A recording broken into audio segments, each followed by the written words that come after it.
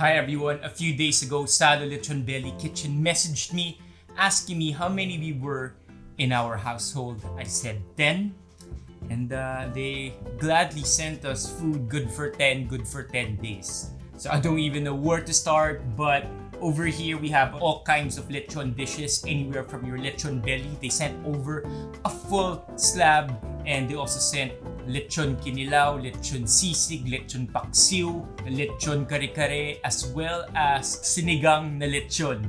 And that is a lot of food. Imumukbang natin ito. So this is going to be the unboxing of all those food. To be honest with you, I requested for a medium slab, but this looks like a full slab. Is it a full slab? One thing that I did notice though is that in their delivery of all these food, and ang dami nito, may sabaw din, may sausawan, and kung ano-ano, walang nahulog, walang nag-spill. Yo, they are wild for this. They are wild for this. What the heck? Check this out. Alright, so let me just close this to give you that wow factor that I just had. So I'm about to open it up and check it out. This is my hand, by the way, for comparison. It doesn't do a lot of justice when I do this. And now you get to see how deep my hand is inside. Grabe. What the heck? Nagdagdag din sila ng lechon manok. 2 pieces over there. Laki ng manok pa.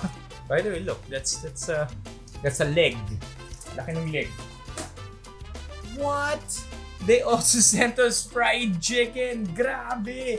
Okay, so I'm guessing na itong mga to, ito yung paksiw, kare-kare, sinigang, kinilaw. Oh, I see the sisig. Ito yung sisig. Okay, nice. Okay, I don't know where to begin. Ito yung paksiw. We won't be opening all of these just because it would be a little bit, I guess, borderline unethical to just open everything up just to show you. But I want to assure you that all the food looks good. Oh, ito yung kare-kare. Kare-kare, obviously. Yeah, I don't want to open up all the food tapos yung freshness niya bababa dahil binuksan natin isa-isa. So I guess this is as good as it gets. Just be sure to visit Salo. I definitely felt their entire Salo-Salo vibe. If there is a meaning to Salo-Salo, ito yun. Literal party, togetherness, and eating with everyone. Salo, you're amazing for this. Thank you so much, Salo. Zoom out. So 1 year of live streaming.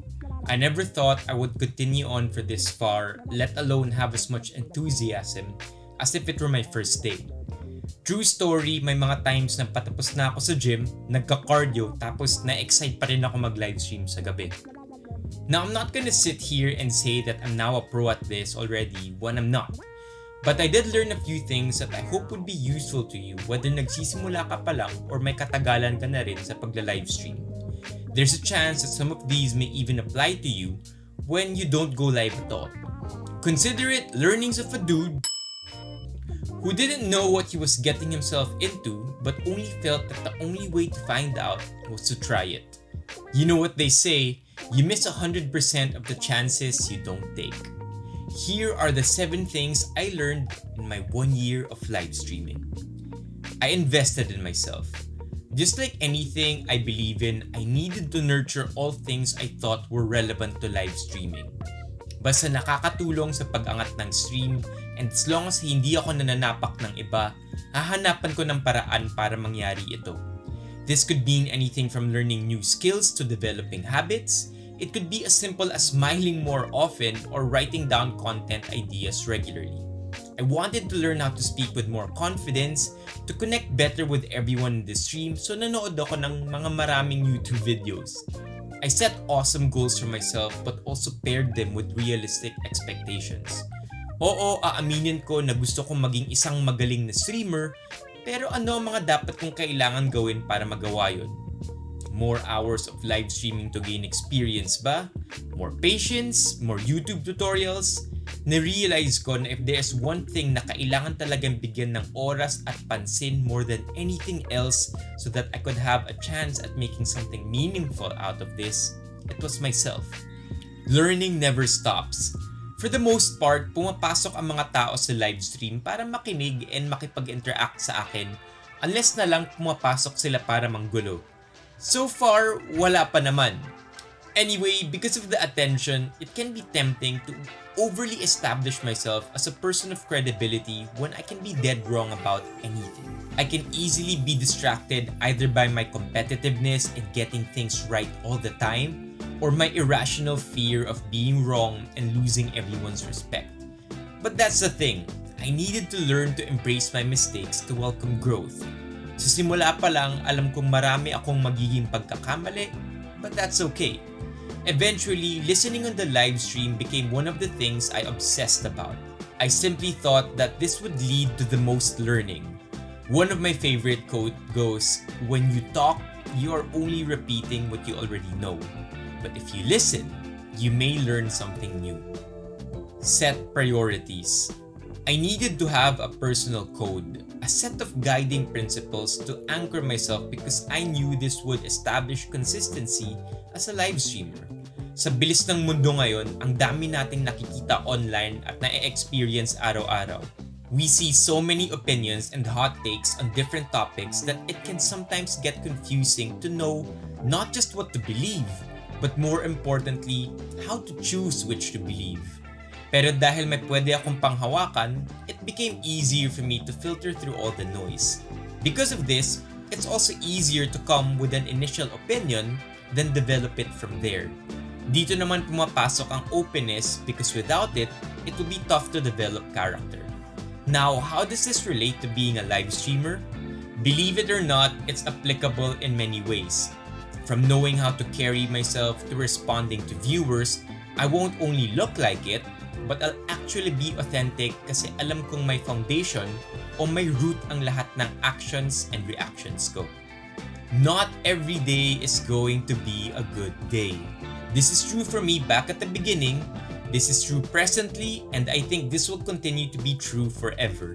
Being a lifestyle live streamer with no mainstream talent, there were times early on na wala pa sigurong 10 ang nanunood ng live stream. And I know what you're probably thinking. Ngayon, Carlos, siguro more than 10 na ang nanunood sa'yo, no? Well, yes, kasi may burner account na rin akong nakalog in these days, so automatic +1 na yun. But seriously speaking, the numbers still catch me off guard sometimes. It's one thing to take note of my analytics, but another to think about it as the one-all, be-all of my worth as a streamer. I figured na hindi rin dapat na andun ang lahat ng focus ko kasi baka mabulok lang ako kakaisip ng numbers at hindi na mag-improve. Alam ko pa naman din na hindi ko pa naman nagagawa ang lahat. Maybe I learned this from trying out entrepreneurship some time back, but this graph perfectly demonstrates what I'm about to say next. On the x-axis, there's time. On the y-axis, there are good days and bad days. Now life is gonna look like this. There will be good days and bad days, but this is where I have to be. Working through both days, never really being too distracted by either one. Build a community. At this point, baka sawa na kayo sa quotable quotes ko, but it took me a long time before I fully realized this one. Ang sabi nila, if you want to go quickly, go alone. If you want to go far, go together. I thought that for the longest time, I could do it all on my own. Naisip ko kasi na oo, pwede maging successful ng may kasama, pero pwede rin ito maging hadlang kasi hindi mo control ang lahat ng pwedeng mangyari. I also began to wonder about the kind of live stream journey I really wanted. No doubt, I wanted to have fun along the way. Yun naman yung great idea, diba? It's hardly ever about the destination, it's about the journey. So I thought, why not enjoy the experience with others? Naalala nyo yung less than 10 viewers na binanggit ko kanina? We formed a community together. A safe space where we could let our thoughts fly without judgment. And where respect for one another is above all at the same time. Since day one, our little community has been the voice pushing me to break through my own limits. Remember, fast alone, further together. #Benifam. Ay, gumagawa pa ba nito? Invest in your setup. Naniniwala ako na hindi mo kailangan ng best of the best equipment para magawa mo ang best na kaya mo. Dahil ikaw ang live streamer, karamihan ng content nakadepende naman sa output mo. But I also believe that investing in good gear can lead the path for creating a better overall experience for your viewers. Between my first stream and my streams a year later, many things in my setup have changed for sure. But they didn't come all at once. Paisa-isang dumating as I would put aside a bit of my earnings monthly into purchasing equipment as I needed them. Minsan kasama ko rito, pero maraming nagkakamali at nagiging addict na lang sa pag-upgrade ng gear na nalilimutan na ang talagang importante, yung content mismo. But don't be mistaken, this also happens the other way around. Some content creators would find that they are so good doing what they're already doing with the bare minimum equipment na hindi na nila iniisip kung paano pa nila pwede i-elevate yung setup nila mismo. So it goes both ways. Balance is key. And lastly, I still get nervous. Being the shy person that I am, natural sa akin ang kabahan lalo na kung collaboration ito with other streamers or brands. Nakakakaba naman talaga kasi ang live stream kasi instant ang feedback sa bawat kilos mo. Minsan nga mas nakakakaba pa kapag walang feedback kasi nga live ka. Magtataka ka na lang kung may nakikinig ba talaga. And so even after doing this for a year, I'm not always 100% certain about myself. But I also understand that this is exactly what it means to leave room for improvement. Sa palagay ko, hindi na mawawala yung ganun na pakiramdam, so I will just own it. To steal another quote I read some years back, being nervous means you care, that you're alive and you're taking a risk. And that's it! I hope that in sharing what I learned in live streaming over the past year, you were able to gain something useful for yourself. Kung bago lang kayo sa pagla-live stream, ito siguro yung mga pwede nyong i-expect. In that case, I hope that you're able to take advantage of what I said.